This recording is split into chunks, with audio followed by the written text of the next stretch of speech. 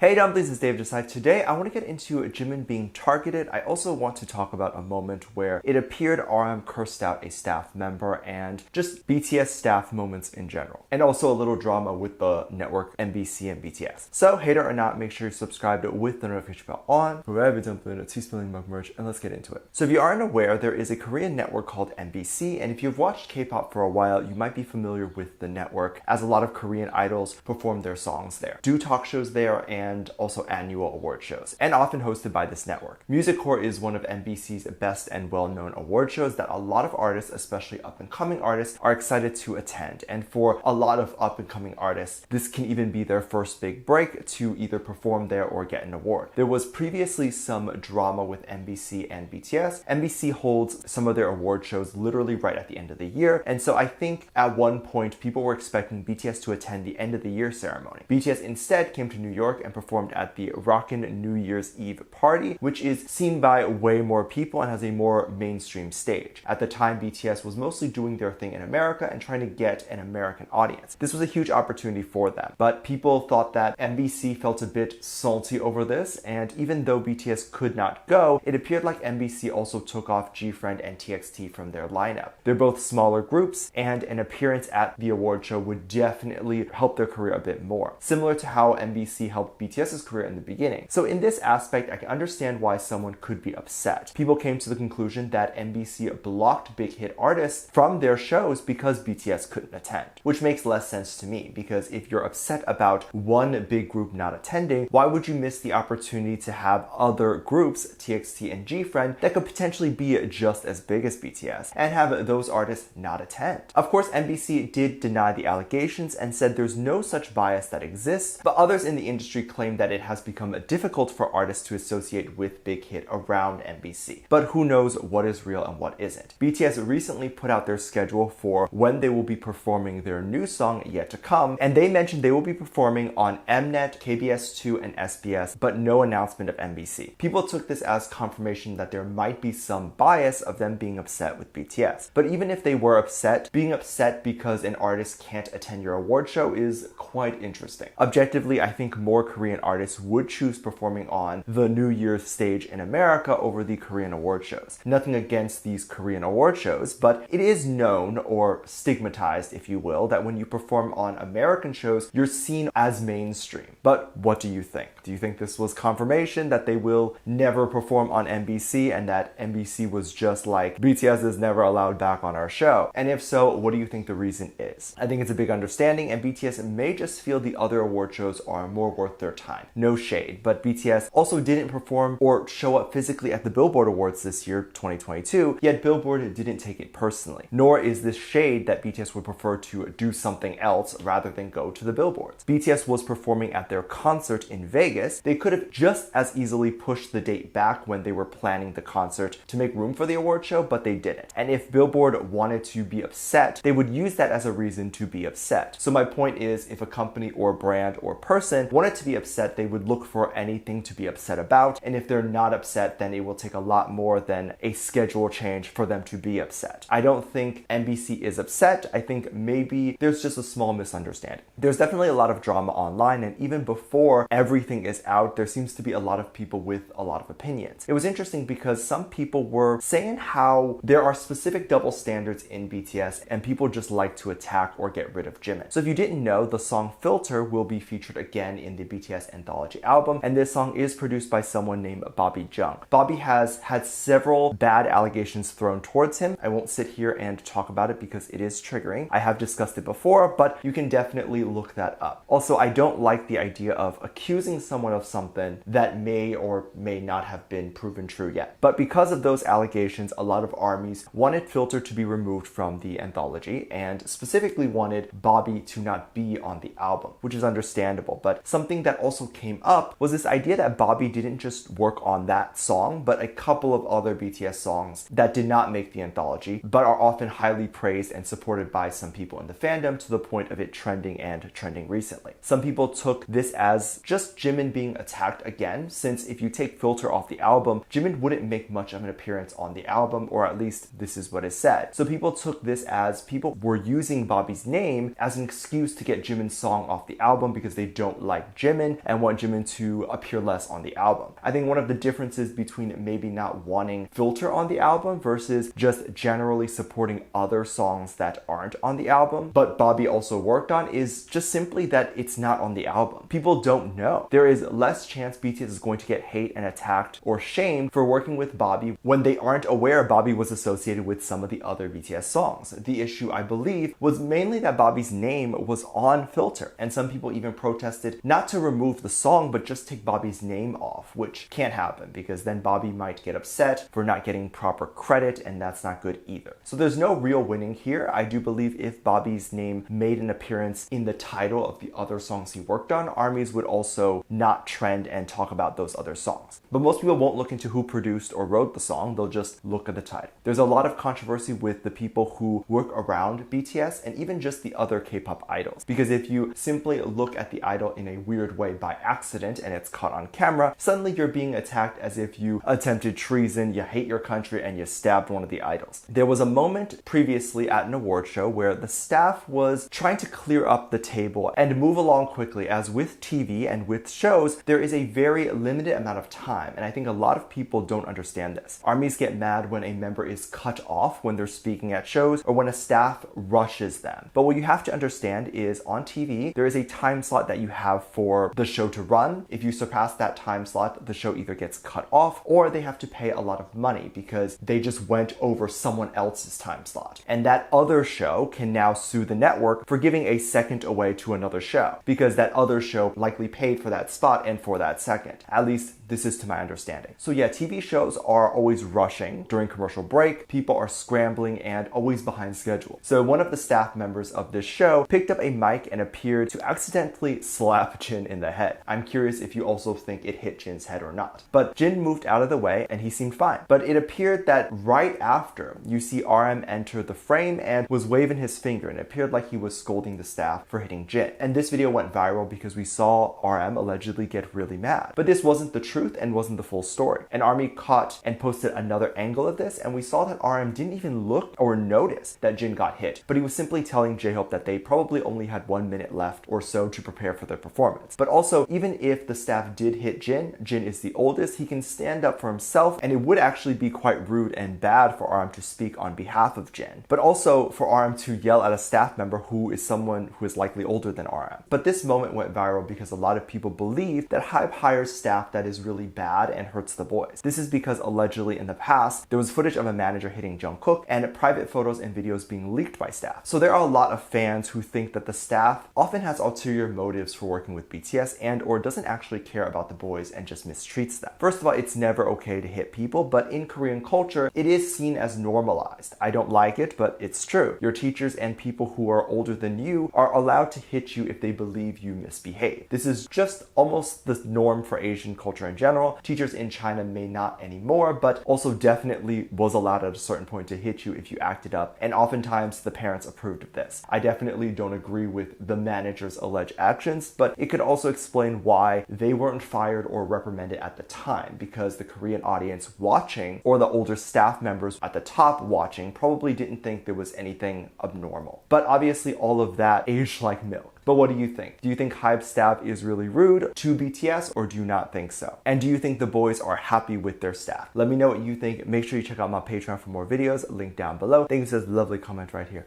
Love you, bye.